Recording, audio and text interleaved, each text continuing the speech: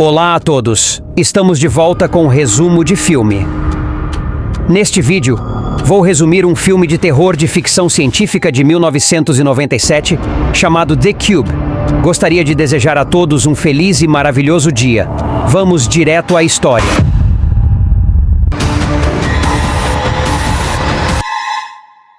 O filme começa com um homem acordando em uma sala em forma de cubo. Você pode pensar que já fizemos isso, mas há muitos filmes que usam essa premissa agora. As paredes, o teto e o chão têm linhas brilhantes e há 6 portas presentes. Enquanto o homem se orienta, ele abre 2 portas e encontra quartos iguais àquele em que está, mas com cores diferentes. Curioso, ele abre uma 3ª porta e entra, mas assim que o faz, é cortado em grandes cubos. Seu corpo desmorona e vemos um dispositivo com fios entrecruzados que o corta em pedaços. Ele se dobra sem esforço e depois desaparece. Outro homem chamado Quentin entra na sala com confiança. Lá, ele encontra um cara chamado Worth desmaiado e tenta acordá-lo. De repente, uma das portas se abre e uma mulher entra cautelosamente. O nome dela é Holloway e ela percebe que Quentin está tão preso quanto ela. Logo depois, eles ouvem uma garota chamada Levine gritando na sala ao lado. Quentin atrás para a sala, mas acidentalmente quebra seus óculos. Só então, um homem idoso, René, entra pela porta superior. Adicionando mais mistério à cena, é revelado que nenhum deles tem ideia de onde estão, como foram parar ali ou por que estão ali. Quentin, porém, está ciente da existência de armadilhas nos quartos porque quase teve sua cabeça decepada antes. O grupo de 5 decide então ficar junto e procurar uma saída. René lidera o caminho, demonstrando como verificar se há armadilhas, jogando uma bota nos quartos enquanto segura os cadarços para ver se alguma coisa dispara. Assim que ele joga um sapato dentro de uma sala, ele pega fogo. Ele então recupera rapidamente o sapato e informa a todos sobre a presença de detectores de movimento na sala. Ele alerta que entrar no interior aciona os detectores, resultando em queimaduras fatais. Ao jogar sapatos em salas diferentes, eles podem determinar quais áreas são seguras e quais são perigosas. Enquanto isso, Holloway considera diferentes possibilidades sobre quem pode ter criado o cubo, sendo os alienígenas ou o governo suas principais teorias. Meu dinheiro está no Senhor Fera, diz René. Depois de um tempo, o grupo começa a ouvir ruídos estranhos vindos de fora, lembrando o barulho de um grande elevador. Holloway se assegura de que alguém certamente virá resgatá-los. Quentin e René, por outro lado, acreditam que deve haver uma rota de fuga e sugerem seguir em frente em linha reta. Oprimido por tudo que está acontecendo ao seu redor, Levine começa a entrar em pânico. Ela teme que todos eles cheguem ao fim aqui neste cubo, mas Quentin a conforta, dizendo que eles definitivamente sairão daqui.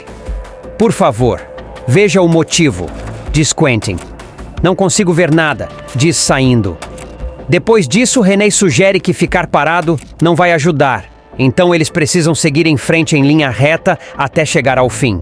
Os outros concordam e começam a navegar pelas salas de acordo. Com isso, René mais uma vez joga o sapato na sala adjacente e, achando-o seguro, conduz o grupo para dentro, um por um. Enquanto se movem, eles encontram uma série de números exibidos nas escotilhas entre cada sala. Vendo isso, Holloway conclui que deve haver milhares de quartos. Ela explica que eles não têm acesso a comida ou água. Sobreviva apenas por 3 dias. Em resposta, René sugere chupar um botão da camisa para estimular a produção de saliva e matar a sede. René é um gênio. Seguindo seu exemplo, todos recuperam seus botões e começam a chupar. Com o passar das horas, o grupo continua o truque da inicialização e segue em frente. A certa altura, René joga outra bota em uma sala e não encontra nada alarmante. Porém, ele percebe o ar seco e conclui que a sala provavelmente possui um sensor eletroquímico. Este sensor provavelmente detecta sulfeto de hidrogênio emitido pela pele. Onde estaria esse grupo sem René?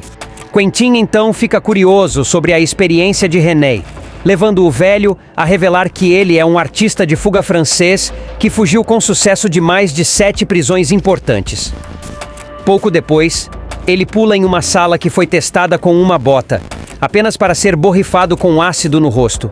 As fugas da prisão não o prepararam para isso. Os outros rapidamente o puxam de volta, mas é tarde demais. O ácido corrói o rosto e a cabeça de Rennie, levando a uma morte agonizante. Após esse incidente, o grupo conclui que a sala devia ter um sensor eletroquímico que seu amigo não percebeu. Rennie teria dito isso a você, mas ele não tem mais rosto, então eles precisam encontrar uma maneira mais eficaz de testar as salas em busca de armadilhas. Enquanto avança, Quentin pergunta a todos o que eles fazem da vida. Ele começa revelando que é policial Holloway, então diz que ela é médica, e Worth afirma que trabalha em um consultório, mas não especifica muito além disso. Raramente vale a pena expor os trabalhos em cubículos. Quando é a vez de Levins, ela simplesmente menciona que sai com os amigos. Quentin acredita que há uma razão para estarem todos no cubo e que não é apenas uma coincidência. Ele ainda se pergunta por que Living está com os óculos enquanto Holloway perdeu todas as suas joias. Enquanto o grupo continua discutindo, Leavin de repente revela que é boa em matemática. Bom pra você, Leavin. Os outros então a encorajam a decifrar o código do cubo, presumindo que seja algum tipo de quebra-cabeça. Na cena seguinte, Levin percebe que salas com certos números são perigosas, especialmente se o número for primo. Ela prova sua teoria explicando que a sala em que Renee foi atacada com ácido estava marcada como 149, que é um número primo. Com o mesmo truque, ela verifica os números na sala ao lado e descobre que nenhum é primo, então deve ser seguro. Impressionados com sua inteligência, o resto do grupo a elogia. Levin então pula para dentro da sala sem se machucar e confirma sua segurança. O grupo continua por várias horas usando números primos para orientá-los durante esse tempo. Quentin flerta casualmente com Levin. Ele conta um pouco sobre sua vida pessoal ao revelar que tem 3 filhos e é divorciado. Bom começo, Quentin. Ela está com sede, com certeza. Eventualmente, o grupo atravessa salas com números primos em todas as portas, sugerindo que há armadilhas à frente. Quentin então investiga a porta no teto. De repente, uma pessoa chamada Kazan cai de cima. Ele parece repetir algumas palavras e exige constantemente ir para a sala azul. Holloway deduz que ele é deficiente mental. Enquanto isso, Levin se pergunta como ele conseguiu sobreviver até agora. Quando o grupo decide continuar a mudança planejada, alguns dos membros veem Kazan como um fardo. Então eles hesitam em trazê-lo junto. Porém, devido à insistência de Holloway, eles o incluíram no grupo. Enquanto especulam sobre o que está ao seu redor, Holloway e Quentin falam sobre quem pode estar por trás do cubo. Ela presume que o governo provavelmente construiu uma estrutura tão grande, provavelmente num deserto. Enquanto isso, Quentin teoriza que um bilionário pode tê-lo construído para entretenimento, mas Holloway acha a ideia divertida e ri dela. Renee provavelmente teve a ideia certa com o Sr. Fera, mas Renee não tem mais rosto. Pouco depois, Quentin entra em uma sala sem números primos e escapa da morte de uma armadilha envolvendo o arame farpado giratório. Este incidente prova que a teoria de Levin sobre quartos com números não primos serem seguros está errada. Mais tarde, Quentin começa a suspeitar que vale a pena ser espião porque não fala uma palavra desde que se conheceram. O grupo então faz uma pausa enquanto Levin tenta decodificar os números. Depois de um tempo, Quentin tenta admitir que ele é um dos arquitetos que projetou a enorme estrutura em forma de cubo que abriga as salas em forma de cubo. Quando questionado sobre quem o contratou, Worth admite nunca ter conhecido seu empregador. Ele estava aqui apenas pelo dinheiro. Apesar da crescente desconfiança entre o grupo, principalmente por parte de Quentin, que recorre à violência, Worth fornece-lhes informações cruciais sobre as dimensões dos cubos externos, que são 434 pés. Diante dos dados, Levin deduz que existem 26 quartos de cada lado, totalizando 17.576 quartos. Ela então sugere que os números entre as salas podem representar coordenadas cartesianas, indicando as posições da sala dentro do cubo. Com esta revelação, o grupo decide seguir em direção à borda mais próxima.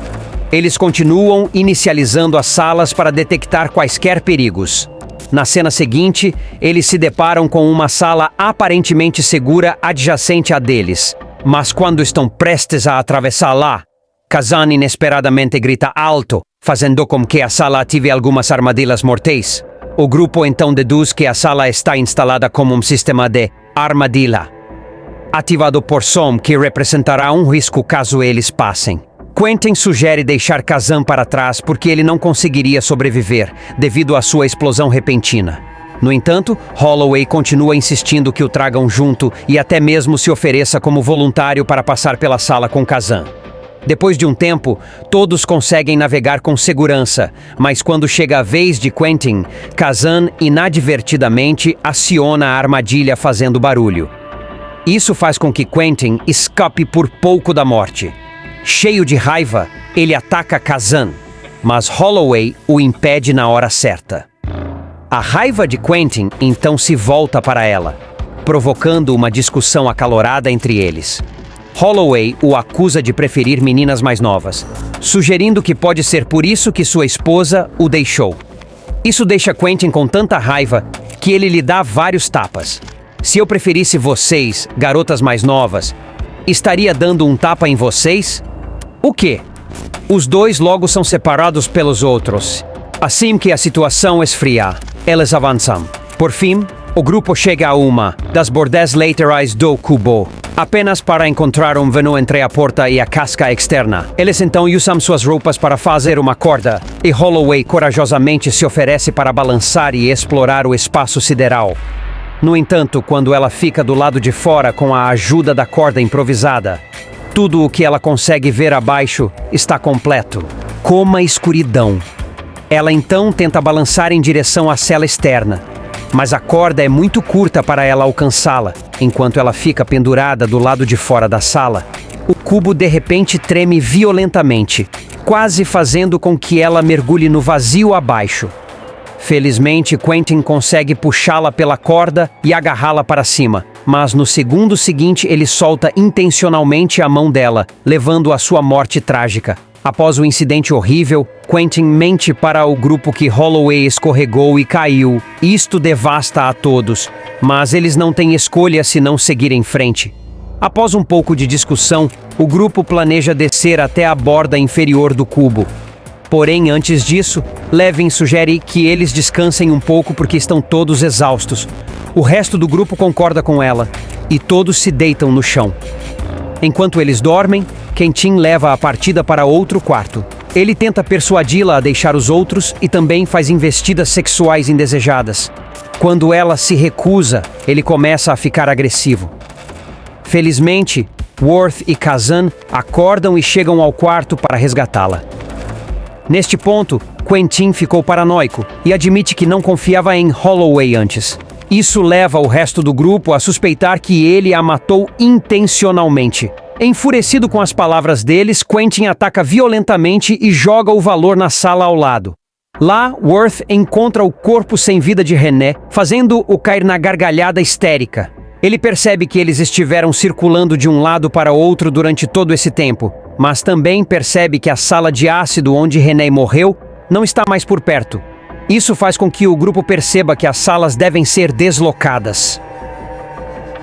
Levin também percebe que as salas com armadilhas estão marcadas, com números que não são apenas primos, mas são potências primárias que são um conjunto maior de números primos.